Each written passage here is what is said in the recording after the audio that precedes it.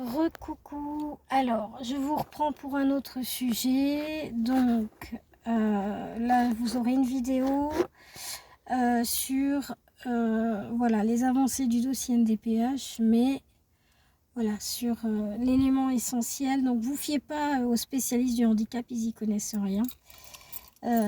Voilà, parce que moi elle m'a pas prévenu qu'il fallait avoir des trucs récents.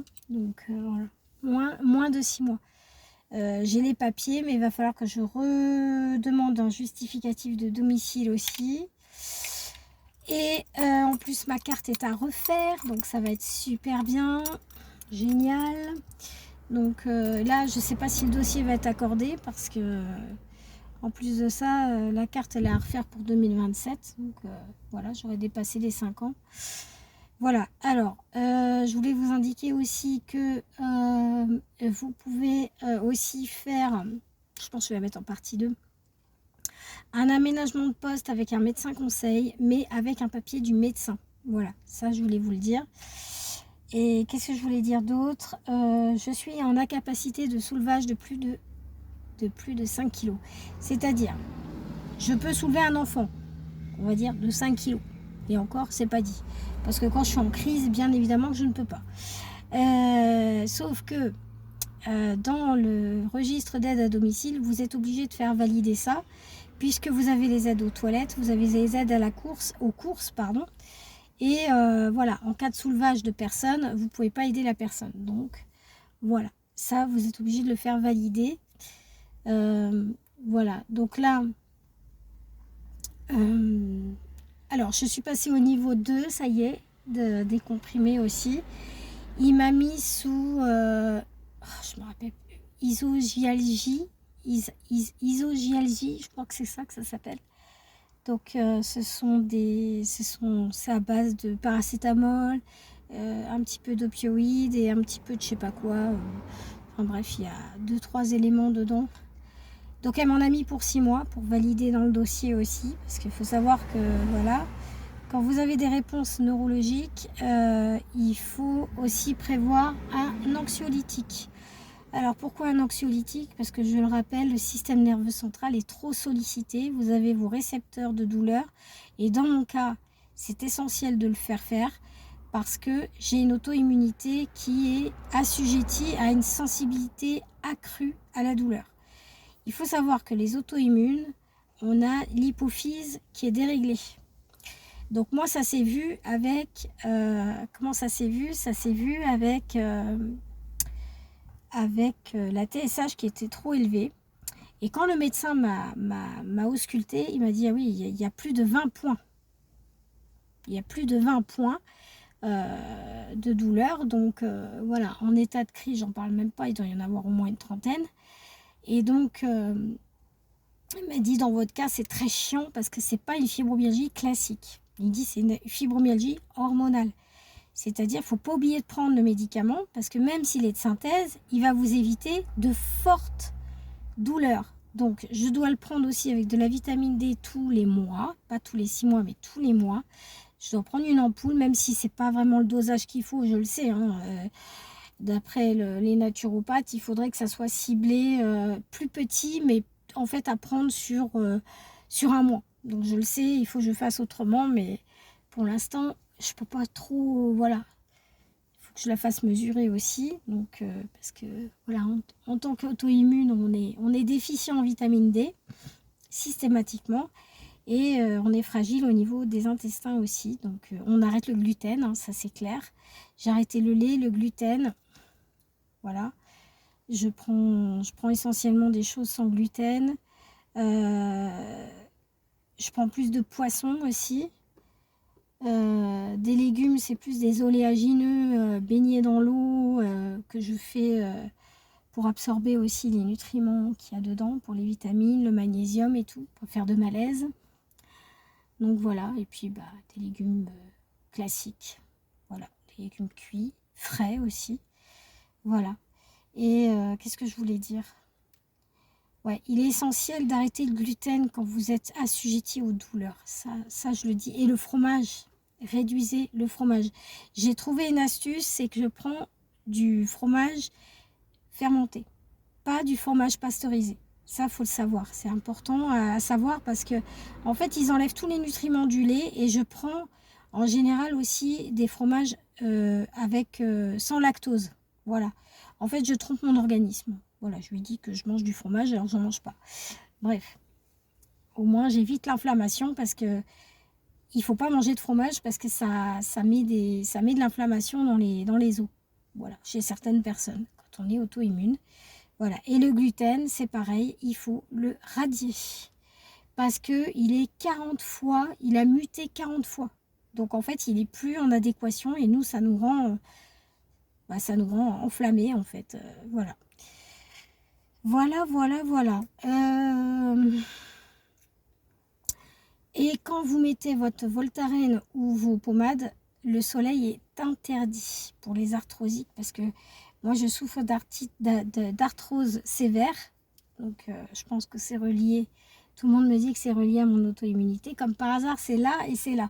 Donc, ça doit attaquer mes disques. Enfin, voilà, quoi. Et, bon, bah, écoutez, hein, on fait avec. Hein. Mais déjà, j'ai mon incapacité à soulever. Donc, je vais pouvoir commencer à faire le reste.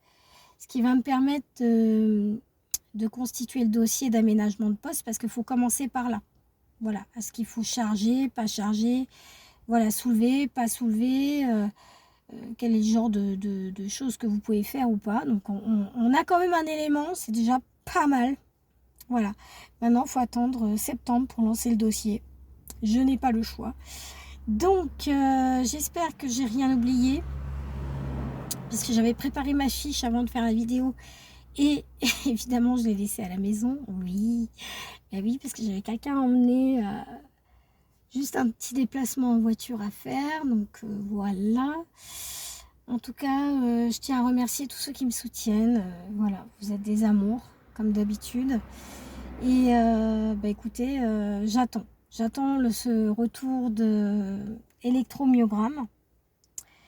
L'IRM est programmé pour le 16 septembre, donc ça avance. Mais voilà, il faut ces deux éléments-là, j'ai pas le choix. Plus le fait que je prends les cachets de niveau 2, donc ça sera mis dans le dossier aussi. Et puis voilà, je crois que c'est tout. Ça sera déjà pas mal du tout. Si elle voit qu'on passe aux infiltrations, voilà, c'est ça. Je voulais vous parler aussi des infiltrations.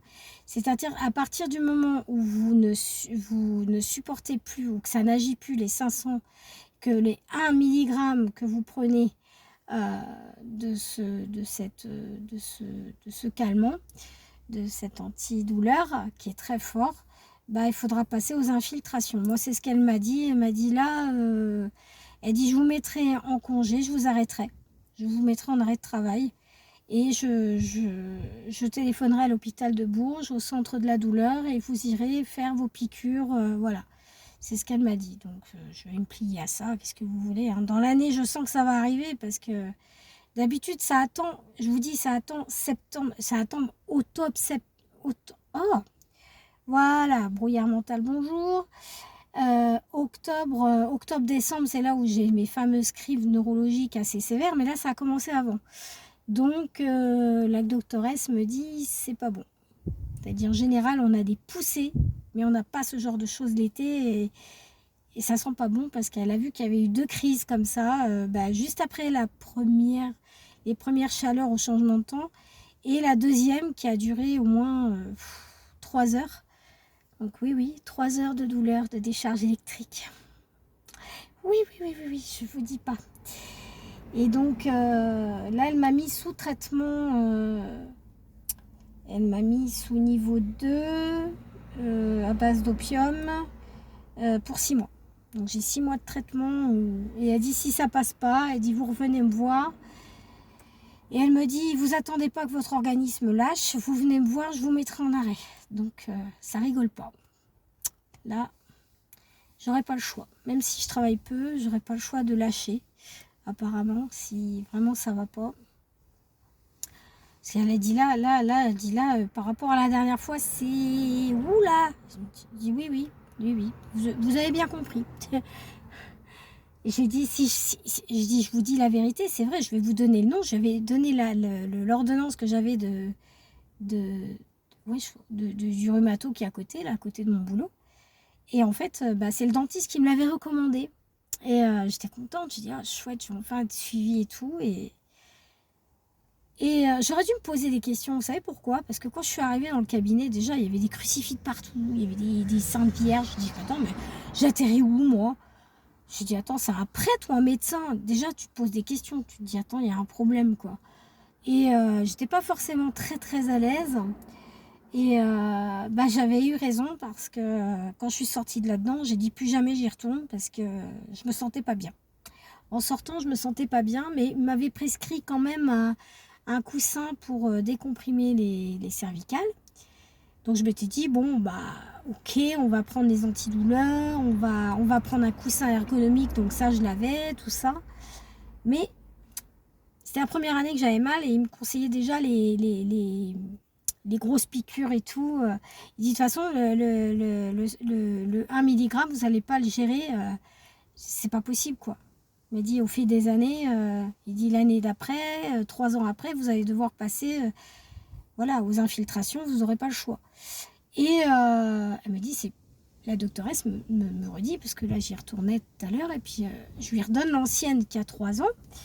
Elle me dit, oui, mais là vous étiez au début. J'ai dit oui, j'étais au début, j'avais déjà 3 ans de douleur dans les pattes quand même.